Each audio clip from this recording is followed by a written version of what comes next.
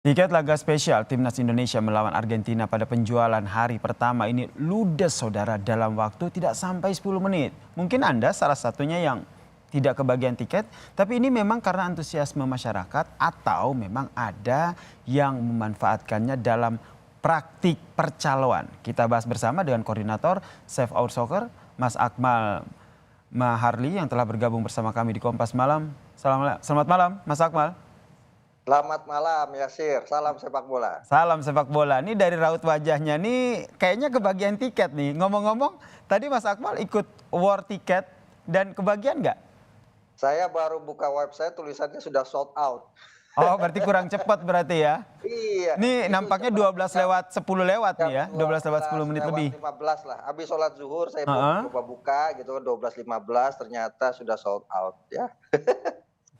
Luar biasa animo masyarakat Indonesia gitu. Betul sekali kalau kita lihatnya hari pertama langsung 20.000 tiket ini ludes terjual. Yang Anda lihat apakah ini menunjukkan antusiasme masyarakat Indonesia pencinta bola tanah air ini begitu besar?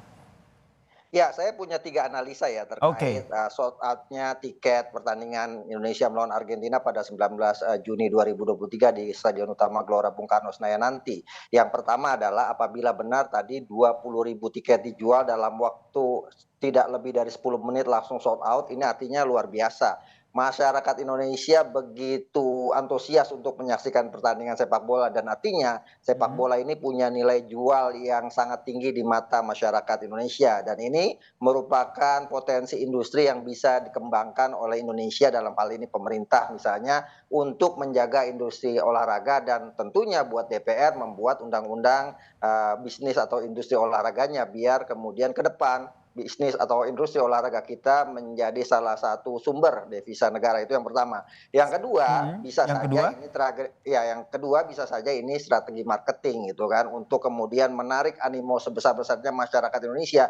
Kita tahu bahwa saat ini kita berada di generasi Z di mana mereka merupakan bagian dari FOMO ya, di mana fear of missing out, generasi yang selalu ketakutan apabila ketinggalan terhadap sebuah momentum yang terjadi. Nah, ini yang bisa dimanfaatkan oleh marketing bisnis untuk kemudian membuat antusias masyarakat menjadi tinggi karena masih ada 2 kesempatan lagi nanti ya pada 6 dan 7 Juni 2023 di mana tadi disampaikan oleh Ketua Umum PSSI dan pada 6 Juni akan dilepas 20.000 tiket lagi, pada 7 Juni akan dilepas 20.000 tiket lagi dijual public sale untuk publik. Kalau hari ini hanya untuk nasabah BRI saja.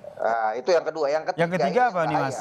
Ini yang bahaya kalau kemudian ternyata tiket yang tadi dilepas itu diborong semua oleh calo tiket atau joki tiket yang kemudian nanti menjual kepada publik dengan harga di markup dinaikkan. Kenapa demikian? Saya setelah 12.15 sekitar 12.30 lah gitu kan. Kemudian di grup WhatsApp itu banyak yang menawarkan ada tiket kategori kategori 2 dengan harga 2.500.000 dijual ada 7 buah dijual dengan harga 2.700.000. Kemudian ada yang mau beli tiket VIP dengan harga 4.250.000 mau dibeli 5 juta gitu kan.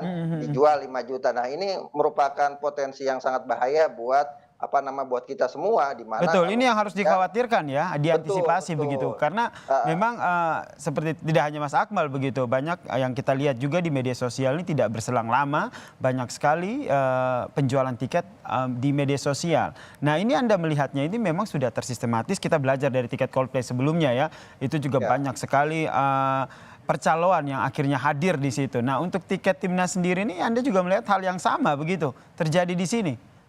Ya, Yasir, saya melihat ada potensi itu semua. Ada yang menguasai kemampuan berteknologi ya untuk sistem internet penjualan ini. Saya tuh melihat membandingkan dengan misal kemarin penjualan tiket final Piala FA antara Manchester United melawan Manchester City. Ini kan pertandingan luar biasa, derby Manchester yang sudah terkenal di dunia. Tapi penjualan tiketnya kita mudah mengakses, kita mudah membelinya. Nah, kemudian sama dengan misalnya kita mau nonton, saya kemarin baru saja memesankan tiket untuk kawan yang mau menonton final Piala Liga Champions pada 10 Juni nanti di Istanbul, Turki. Itu sangat mudah sekali. Nah, kita sekarang di sini baru 10 menit sudah habis 20.000 loh. Ini kan sangat luar biasa gitu kan. Betul, berarti dari 3 analisa Anda tadi lebih condong kepada poin ketiga tadi. Ada percaloan yang bermain di sini Dan menurut Anda nih percaloan di sini nih mainnya kelas kecil begitu satu orang atau secara sistematis begitu memborong tiket sebanyak-banyaknya kemudian nanti dijual lagi secara sistematis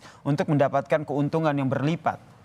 Kalau kelas kecil sih agak sulit ya, kalau kelas kecil kan bisa beli paling 2 seperti yang sesuai disyaratkan gitu kan. Setiap satu KTP hanya bisa membeli 2 tiket.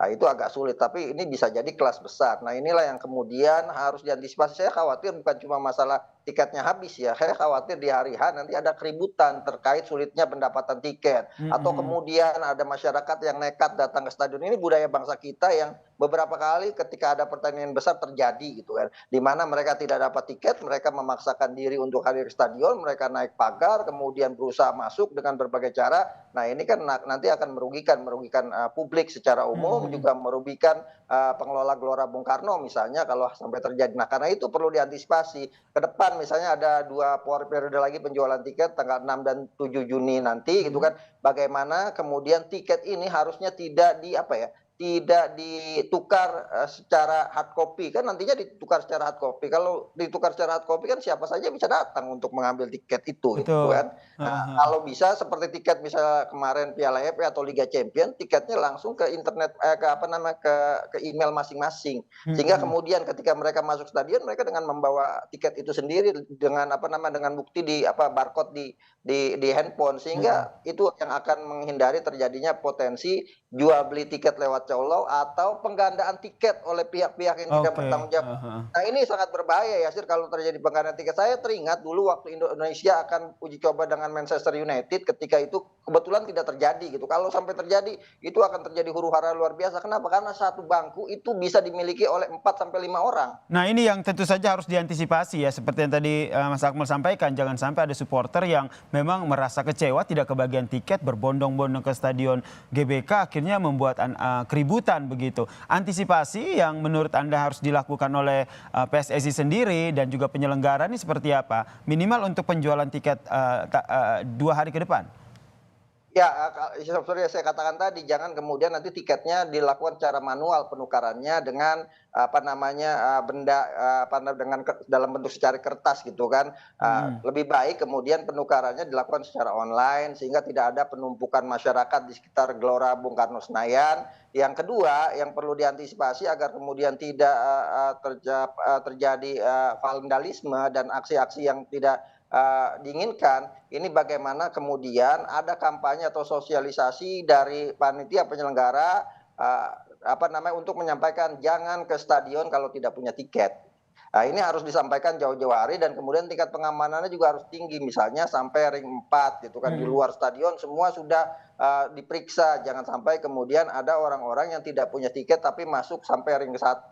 Ini kan ada potensi kemudian yang terjadi tadi masuk lewat pagar dan sebagainya. Nah, ini tingkat pengamanan ini yang harus diantisipasi. Dan yang paling penting ya sekali lagi ya sosialisasi bahwa tidak boleh datang ke stadion kalau tidak punya tiket. Ini untuk menghindari terjadinya gesekan kalau kemudian banyak orang berkumpul di Stadion Utama Gelora Bung Karno Senayan, tapi mereka tidak punya tiket. Dan ini juga untuk mencegah terjadinya transaksi di sekitaran Stadion Utama Gelora Bung Karno oleh calo-calo. Itu kan Betul. biasa. Kalau saya menonton pertandingan sepak bola tim nasional, misalnya kemarin Piala AFF, kita datang ke stadion tuh udah banyak yang menjajakan tiket.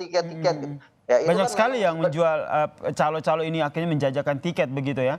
Ada opsi betul. tidak ada sebuah solusi begitu seperti adanya nonton bareng begitu juga biar tidak ada konsentrasi massa begitu. Apakah ini bisa jadi salah satu opsi untuk mengurai massa sehingga tidak semuanya ngumpul di GBK?